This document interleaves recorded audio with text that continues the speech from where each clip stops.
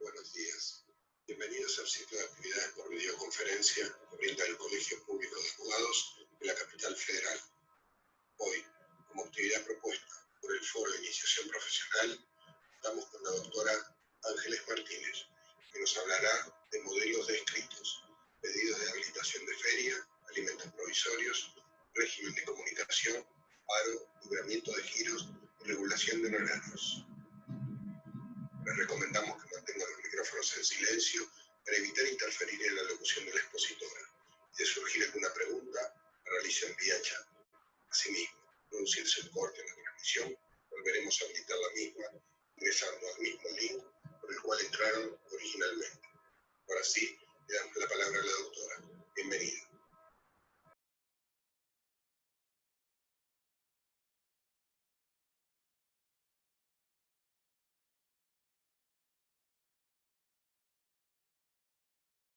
Buen día, ¿me escuchan todos ahí? ¿Se escuchan bien?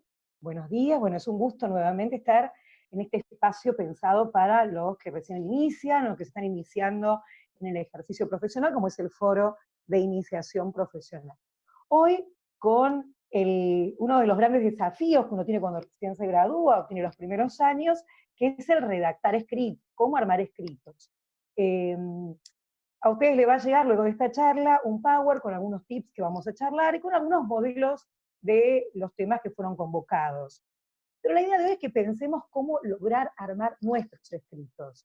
Cuando uno recién arranca, no imagina qué puede poner, qué no puede poner, cómo escribirlo, cuál es la extensión, cómo lo debo peticionar. Bueno, el gran desafío de un buen abogado es poder tener sus propios escritos sin tener que usar modelos. Aunque a veces el modelo nos inspira a pensar, ay, yo nunca se me hubiera ocurrido poner esto o esto de esta manera. Van a recibir esos modelos como inspiración, tómenlos de esa manera, no como el ABC o algo que debe ser cumplido a rajatabla. Cada escrito tiene la parte creativa de cada uno de nosotros.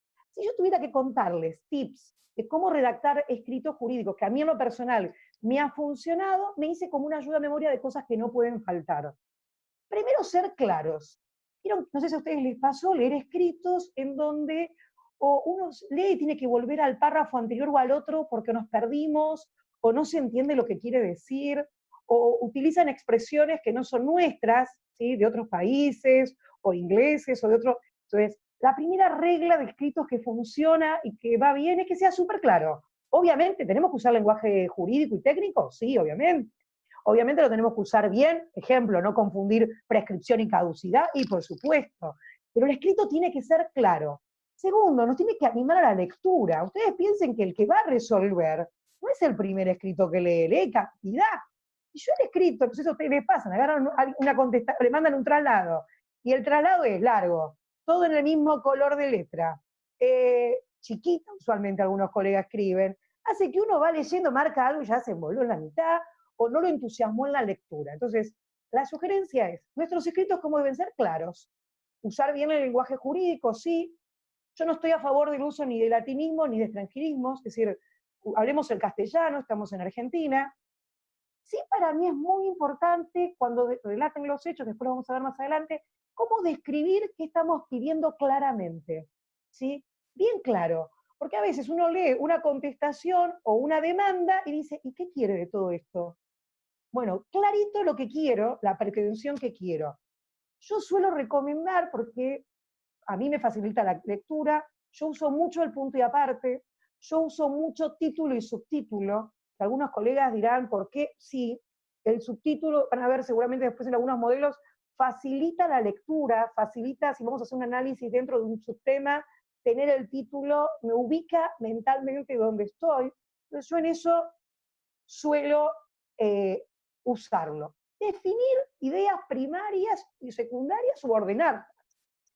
A mí me pasa que a veces leo cosas que me contaron algo al inicio, pongo un ejemplo bien tonto, estamos discutiendo un alimentos, ¿sí? Y me están contando los hechos de esta familia, y me cuentan lo que gana cada uno, y después vuelven a contar otra cosa y me vuelven. Y el señor gana esto, vamos y venimos en el relato.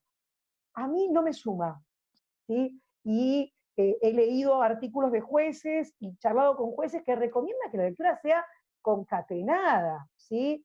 y que podamos evitar repetir frases. Lo dijimos en el primero o segundo párrafo de los hechos, lo volvemos a poner en los cuartos, pensando que porque lo digamos 10 veces nos van a dar la razón. La clave es cómo vamos a argumentar, ¿sí? Bueno, yo no estoy a favor de los párrafos extensos. Para mí en los escritos judiciales no alienta la lectura y no facilita que el que tenga que resolver le quede presente. Algo que se ve mucho son los errores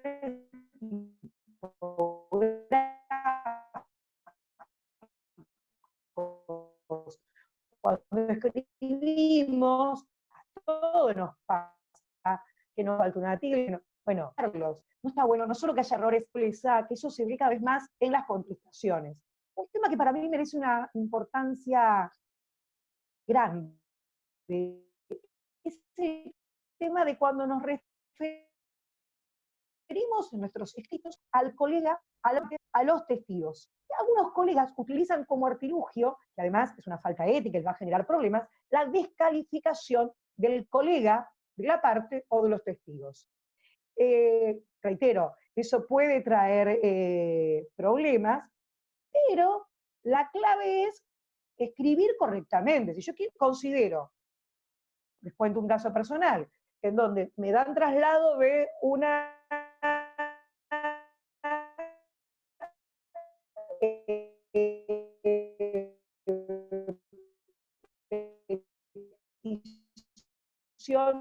de régimen de comunicación, copia los mails, pero no copia el intercambio de mails que tuvo conmigo, es decir, copia los WhatsApp, pero no dice nada, no hace yo bien como letrada de la contraria, no, ¿para qué respondía eso?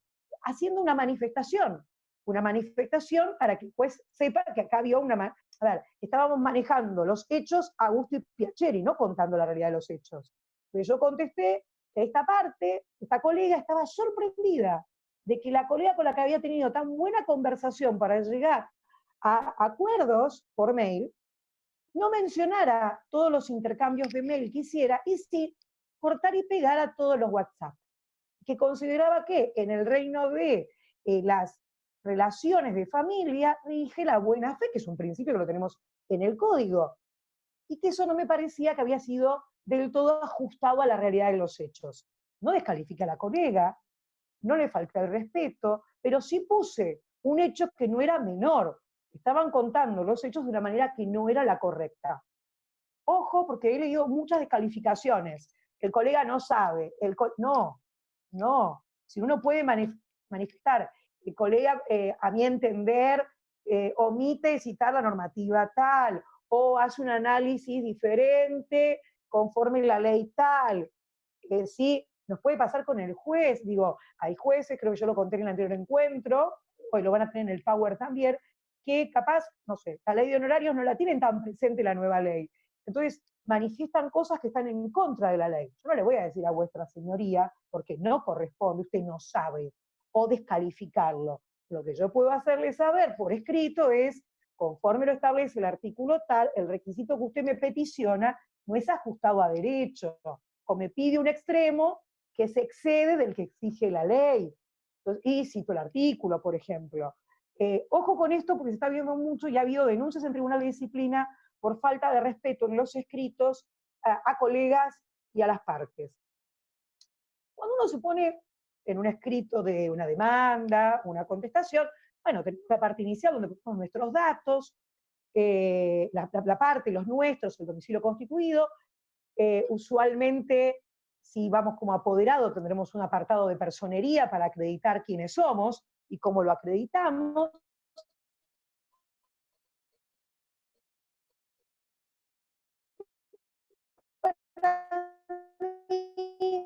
Una de las tareas más lindas que tiene una demanda de los hechos. Hay que contar qué pasa, contar los hechos.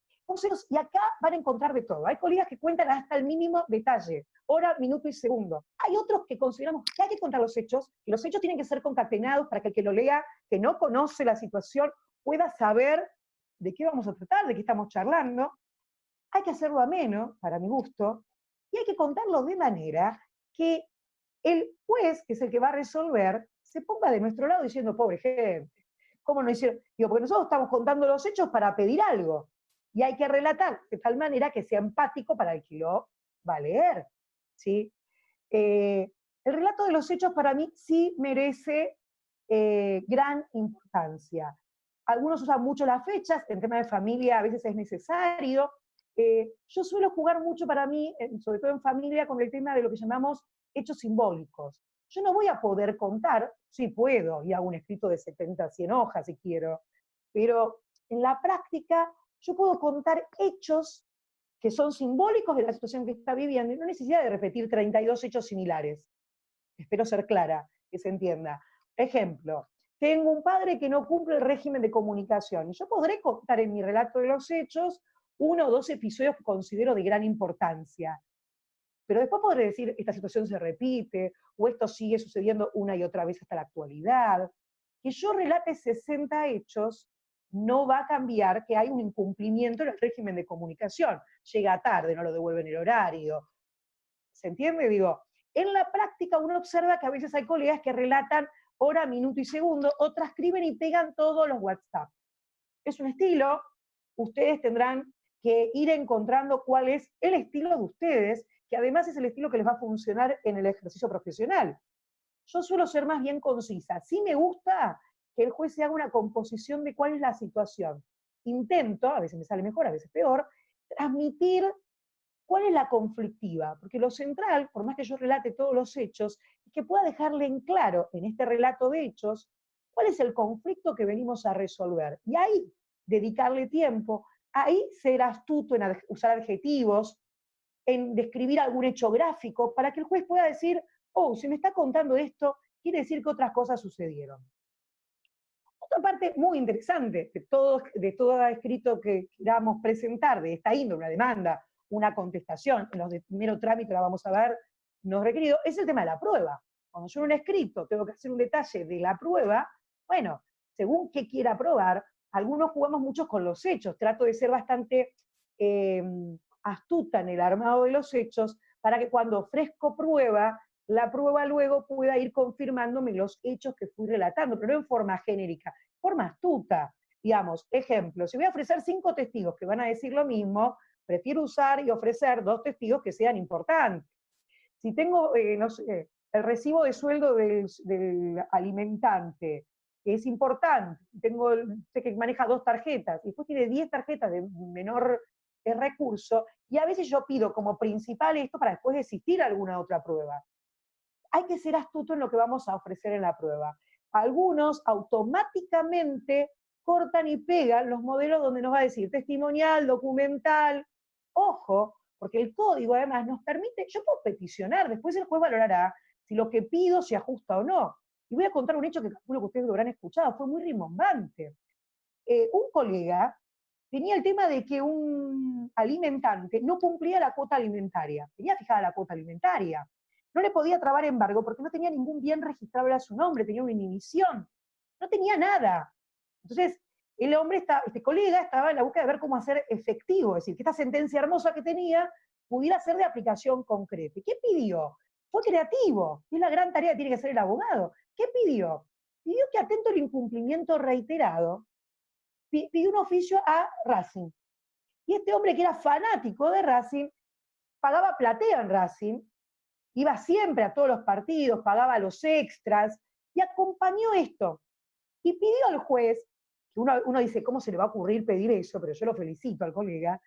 Se le ocurrió pedir que hasta tanto no cancele la cuota alimentaria, no se le permite el ingreso al club, porque si contaba con dinero para ir al club, pero no podía pagar la cuota alimentaria, resultaba contradictorio, es decir, podía darse gustos él y no cumplir con una obligación que tenía para con sus hijos.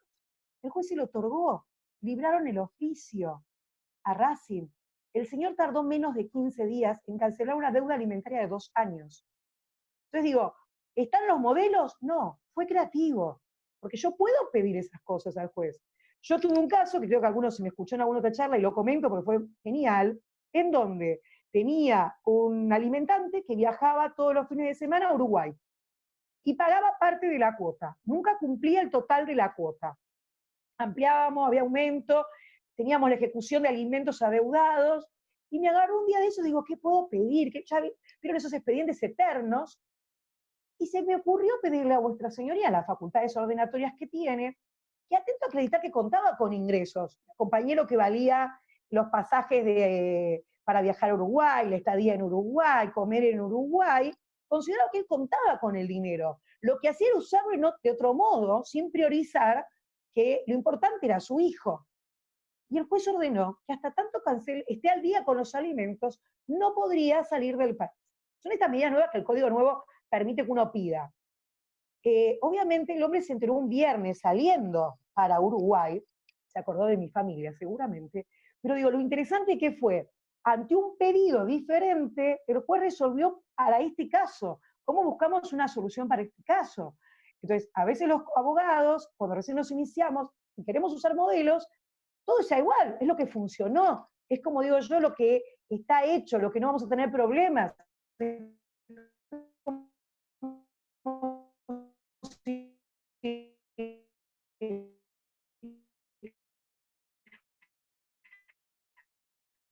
Hacemos la demanda en una sucesión. Ahora, ¿cómo logro que se me ocurran estas locuras a mí y a otros colegas? Vamos a tener que trabajar y estudiar mucho el caso antes de sentarnos a escribir. Si un buen profesional, se lo van a recomendar muchos colegas grandes, abogados prestigiosos, a ustedes les llega el caso y dicen, bueno, un alimento fácil. Muchos colegas dicen eso. Bueno, vamos a estudiar este caso, porque si no tiene bienes registrables, si no tiene, bueno, ¿qué vamos a pedir que haga que la resolución sea de cumplimiento efectivo? Y no quede en un hermoso cuadrito que voy a colgar. ¿Se entiende lo que digo? Entonces, ojo con esto, que me parece que es súper importante. Y después otro tema que es muy interesante es, relatamos los hechos y obviamente fundamos el derecho, ponemos la norma, y acá hay dos lineamientos.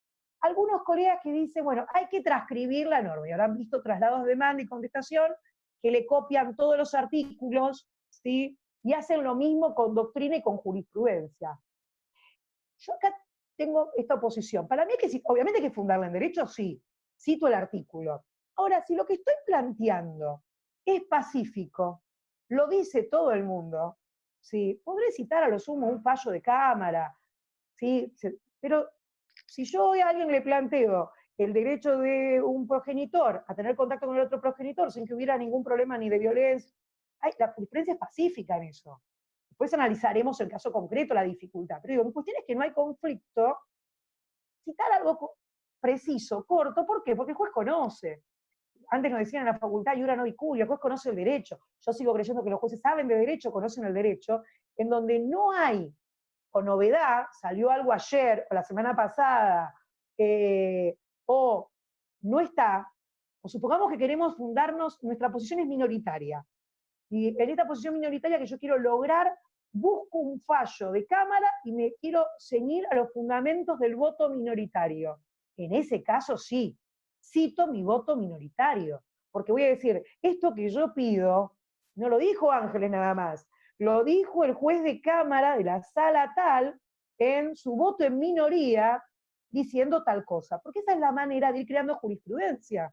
A veces no se logran los fallos que nosotros queremos de un día para el otro, sino que a veces se va creando jurisprudencia y en algún momento un voto que era minoritario a lo largo del tiempo se convierte en mayoritario. No sé si a alguno le tocó litigar cuando era el tema del viejo Código Civil con el viejo divorcio 214, en el que teníamos dos audiencias, y cuando empezó esta idea de que resultaba abstracto, hubo un fallo muy importante que muchos empezamos a citarlo. La segunda audiencia devenía abstracta cuando ambas partes estaban manifestando la voluntad de no querer estar casados.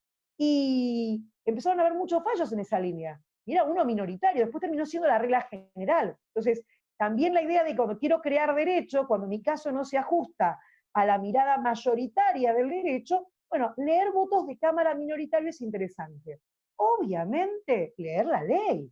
Digo, como regla clara, si voy a hacer cualquier planteo, primero leo la ley.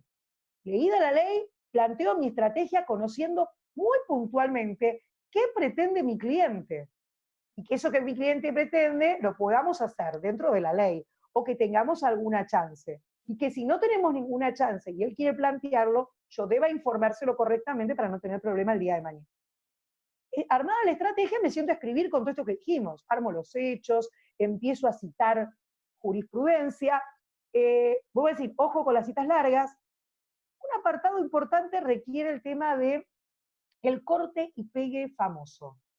Muchos colegas buscan en los buscadores, que hay de todo. Hoy en día, cuando empecé a buscar, a ejercer, tenía que ir a buscar a los libros, a la corte los fallos, porque no había búsqueda online. Entonces ahora es maravilloso. Uno encuentra mucho material y a veces algunos colegas se copan y cortan y pegan mucho. Ojo, si vamos a cortar.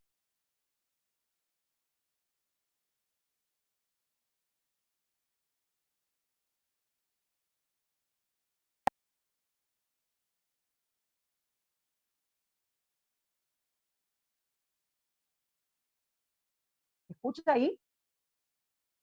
¿Se escucha? ¿Estamos bien? Decía, hay que leer todos los fallos que vamos a citar, porque a mí me ha pasado de que colegas me citen el sumario de un fallo divino, que parecía que se ajustaba a los hechos. Yo tengo una obsesión, si a mí me citan un fallo, yo voy, lo busco y lo leo. Y el fallo decía todo lo contrario. Entonces, obviamente, cuando contesté, yo sí transcribí el fallo y conté que la cita que hacía el letrado de la parte actor era parcial, tendenciosa, y que no se ajustaba al resultado de ese fallo. Ojo cuando citamos fallos. La realidad tampoco es hacerlo tedioso, largo, extenso. Otro tema interesante es que muchos colegas, yo también citamos a doctrinarios, ¿sí? Si uno quiere que el escrito de uno o es algo complejo o es algo novedoso, por ejemplo, en la pandemia tuvimos que hacer varios planteos con el tema del régimen de comunicación. Entonces muchos, ¿qué hicimos? Y bueno, tomamos algún fallo interesante que fueron saliendo y tomamos artículos de autores que hablaron no solo del tema del cumplimiento, habrán leído bastante de Graciela Medina, la jueza de Cámara, pero también hubo doctrinarios que escribieron sobre buena fe, el principio de solidaridad. Entonces muchos utilizamos esos artículos. A mí me tocó escribir una contestación de demanda con un artículo de eso que salió, por supuesto, ayer, y hoy hacía mi presentación. En ese caso sí transcribí un párrafo en extenso explicando a qué me estaba refiriendo, porque había mucha probabilidad de que la letrada que iba a resolver la jueza pudiera no haber leído ese tema doctrinario, porque era súper novedoso, era de hacía un día, 2 días. Ahora, a veces algunos citan textos que son como el ABC en la materia, ¿sí? Entonces, ojo cuando citamos, la idea es que sea algo novedoso, algo interesante, y que vaya bárbaro con lo que estamos peticionando, como para que el juez diga todo está en el mismo lineamiento. Sino a veces hay cosas pegadas, contradictorias, que no suman a lo que queremos peticionar. Yo puse, nuestro escrito, les va a llegar esto en el Power, nuestro escrito deberá exponer los hechos de forma tal que podamos convencer que aquello que peticionamos es conforme a derecho. La mayor labor que tenemos en nuestro escrito, por eso digo, para mí somos como artesanos, estamos armando algo que tiene que responder a una realidad, a un cliente, a un sujeto, a una problemática.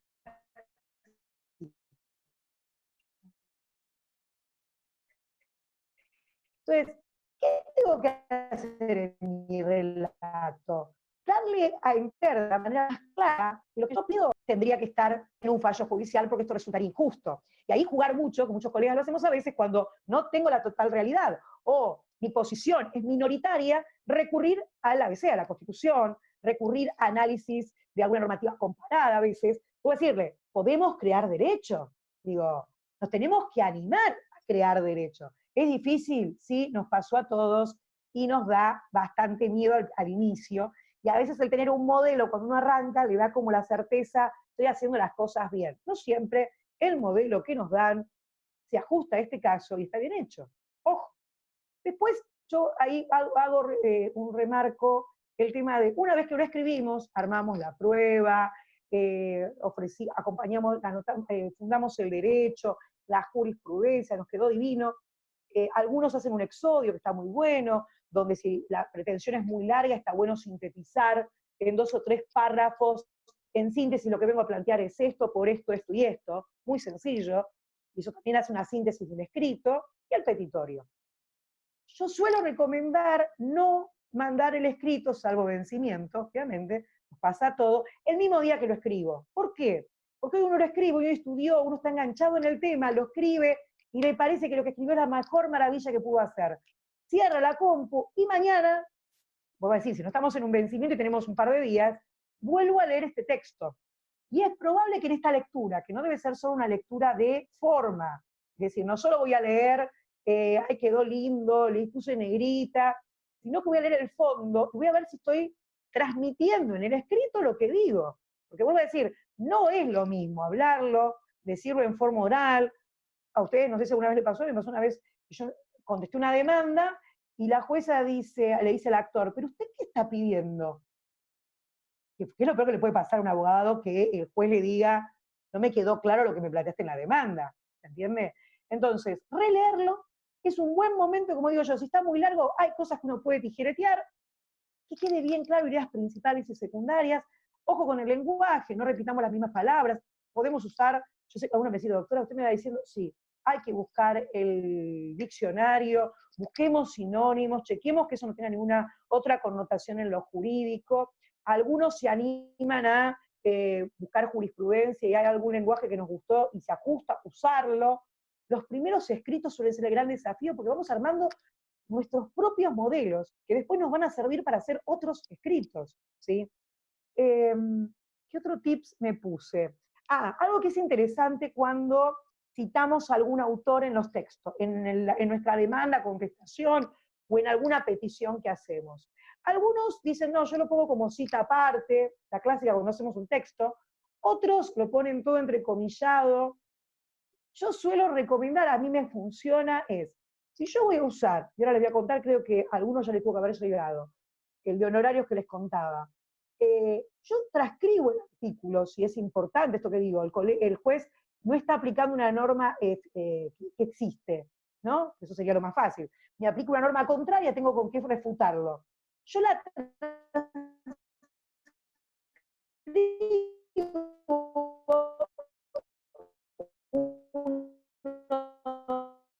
los dos artículos que en este caso correspondían, esto negrita lo que me parece relevante, no lo hace, pongo el subrayado, porque en realidad la norma no viene ni subrayada ni con negrita, lo mismo que si hacemos, corto una frase, bueno, no se olviden los puntitos, suspensivos, ojo, porque a veces hay gente que se apropia de cosas que no son propias. Entonces podemos usar palabras de otros siempre que las citemos con la adecuada indicación.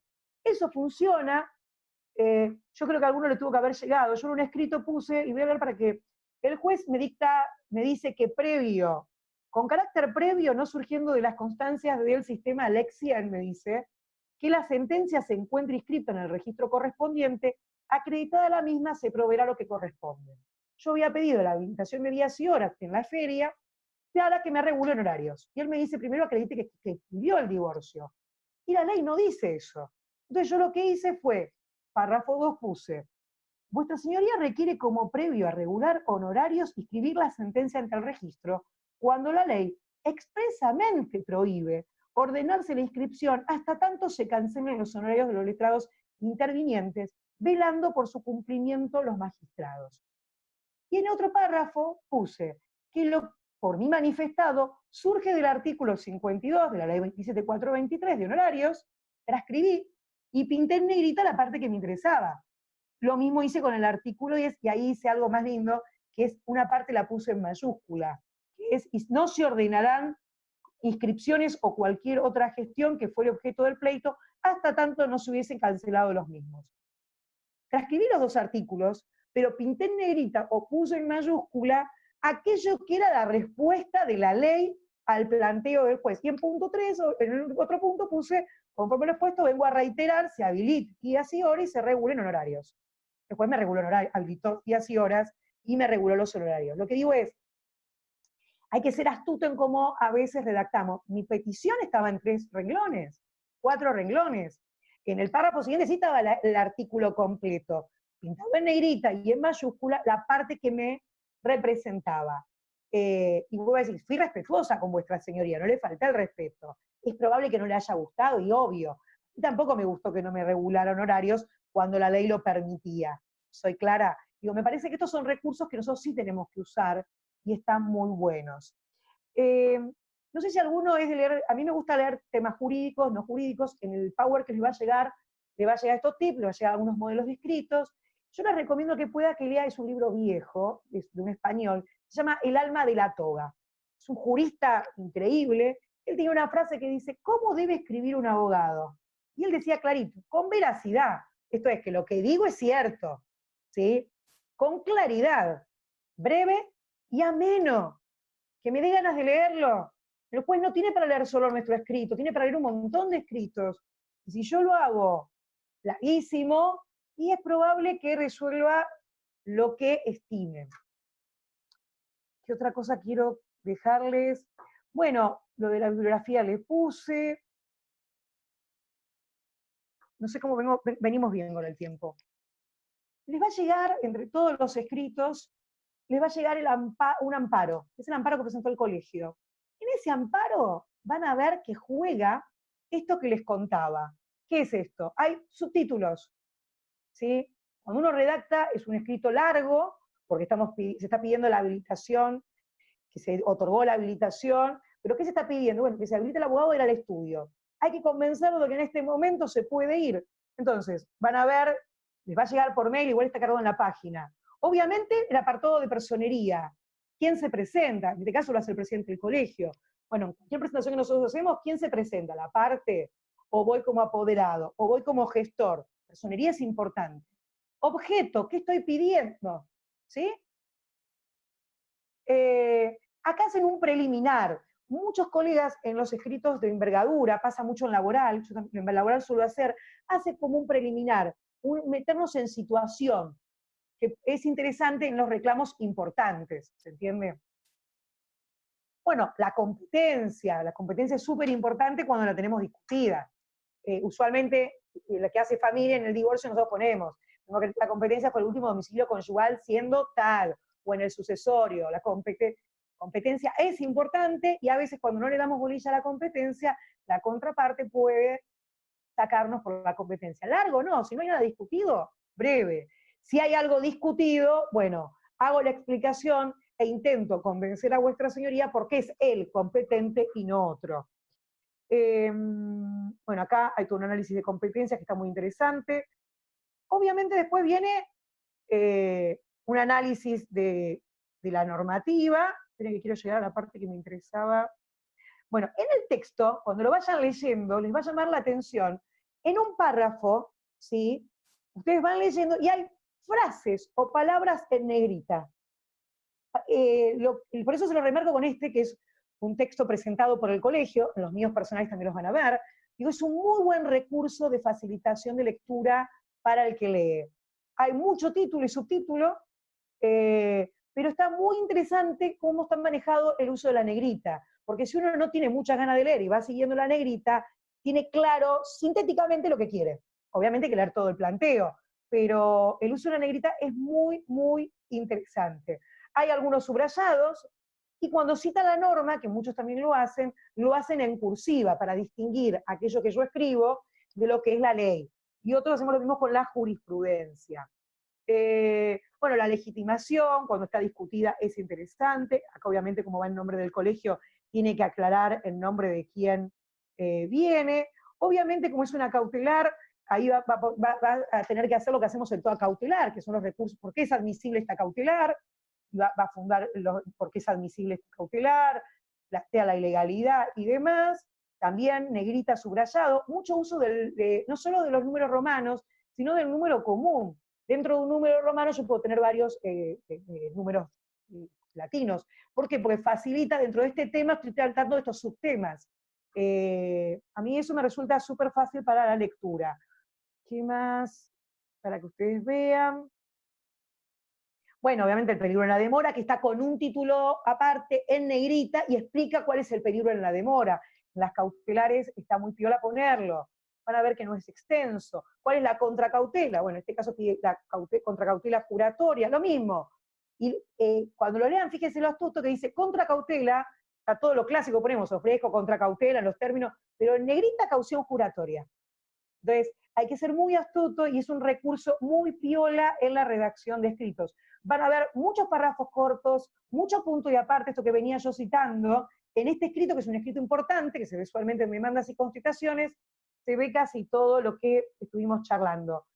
hace el planteo de por qué solicita la habilitación de la feria, y ahí van a ver que está muy interesante, bueno, obviamente los autorizados, plantear el caso federal en demandas y contestaciones que lo hacemos, y acompaña documentación, que en este caso tiene que hacer, que yo soy muy partidaria de cuando acompañamos algo, detallar puntualmente todo lo que acompañamos, más ahora que tenemos que subirlo en PDF y escanearlo para que el juez que tiene que leer dice, a ver que me acompañó, ejemplo, yo voy a acompañar comprobantes de pagos, de psicólogo y demás. Bueno, detallo 1, 2, 3, y trato de cuando lo grabo, este es un recurso mío, lo grabo de la misma manera, con el nombre que le puse cortito en el título y pongo prueba 1, prueba 2, para facilitar, puedo decirle, nosotros conocemos, el juez no, cuanto más sencillo lo hagamos, si lo logramos hacer bien, vamos a lograr que nuestro planteo sea entendido. Obviamente el petitorio y demás.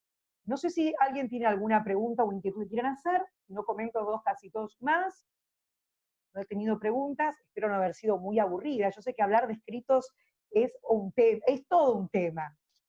Les comento algo que me parece interesante en las contestaciones cuando solemos hacerlas.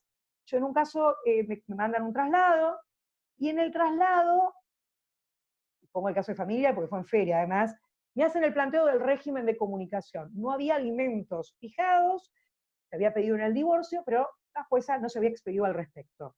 Yo cuando contesto, obviamente voy a contestar este planteo de régimen de comunicación, la actora hace un relato de los hechos y hace algo que a mí no me gusta en el derecho de familia, que es buscar el pleito. Es decir, el otro no hace, el otro no hace, el otro no hace, el otro no hace, por eso hay que hacer esto, por eso.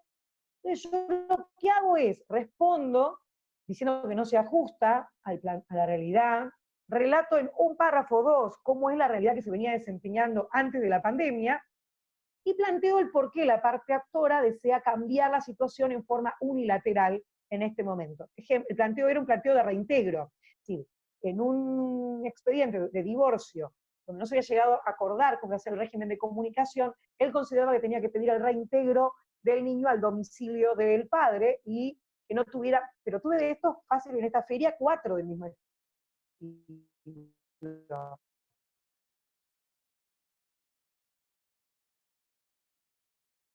Yo contesto, planteo esto, a ver, si antes de nos veníamos desarrollando de esta manera, la pandemia lo que puso es excepcional. Yo sí lo que ofrezco es que en lugar de tener un régimen acotado, como se había planteado en el divorcio, sea en nuestro domicilio, en este caso, hay otros que no sucede esto, ¿no? Trabajando y demás. Relaté los hechos, ¿sí? Y después jugué con algo que para mí en el derecho familiar es importante, que no es solo proclamar la buena fe, proclamar la oficiosidad, sino alentar a eso con peticiones. Ejemplo, la colega dice, se fije un régimen.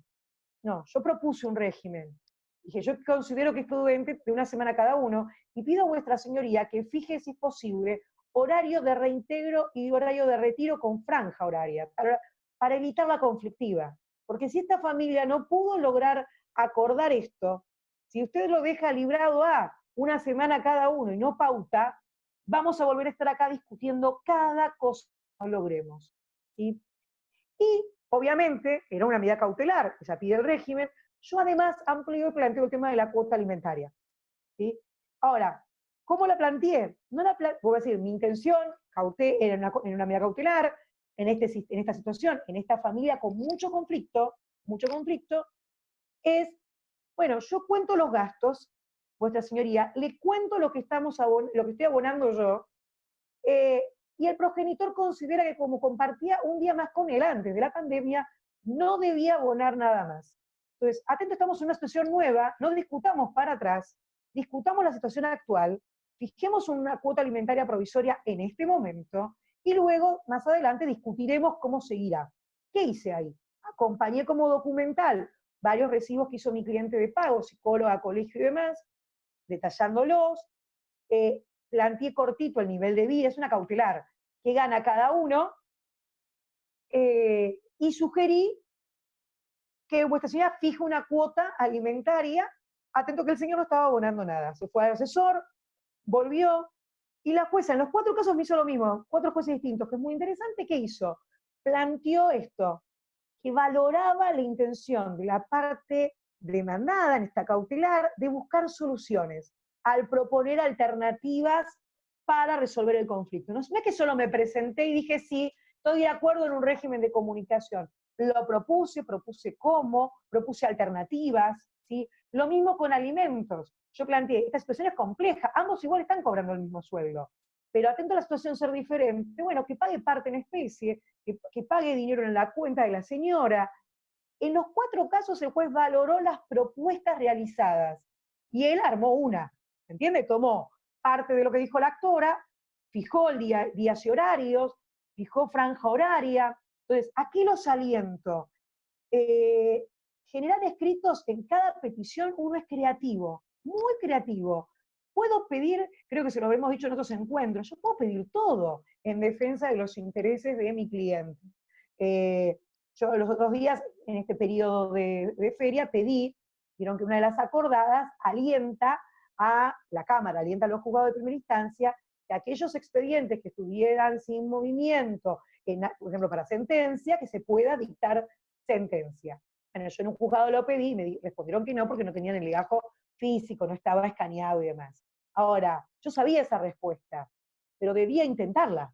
Porque ustedes no saben si en este momento ese juzgado, cumpliendo el pedido, intenta digitalizar o fue a buscar el expediente. Digo, pido todo, pero pido con creatividad. Entonces, reciban los modelos, úsenlos si quieren.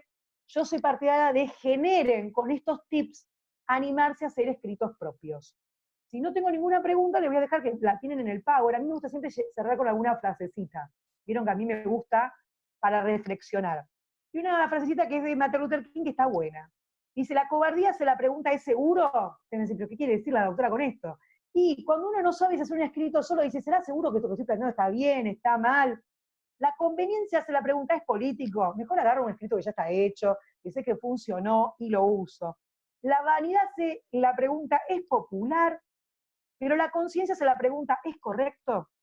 Y luego llega el momento en que uno debe tomar una posición, que no es ni segura, ni política, ni popular, pero debe tomarla porque es la correcta. Los aliento, ya que son colegas que están iniciando una profesión, a hacer el camino que a veces es el más largo, para mí el correcto. Generen escritos propios, anímense a escribir, anímense a peticionar y cuenten conmigo y muchos colegas del colegio que vamos a acompañarlos en este camino de animarse a ser buenos escritos y a ser excelentes juristas. Así que bueno, nos veremos, yo el martes que viene no voy a estar, estaré en el último, donde hablaremos de toda la normativa de la feria, les va a llegar en el Power mi mail, cualquier duda de todo lo que estuvimos hablando del tema de feria, pueden enviármelo sin inconveniente, pero anímense a escribir, que solo se escribe mejor escribiendo, no hay otro camino. Que tengan un lindo martes, que lo terminen lindo. Un gusto verlos.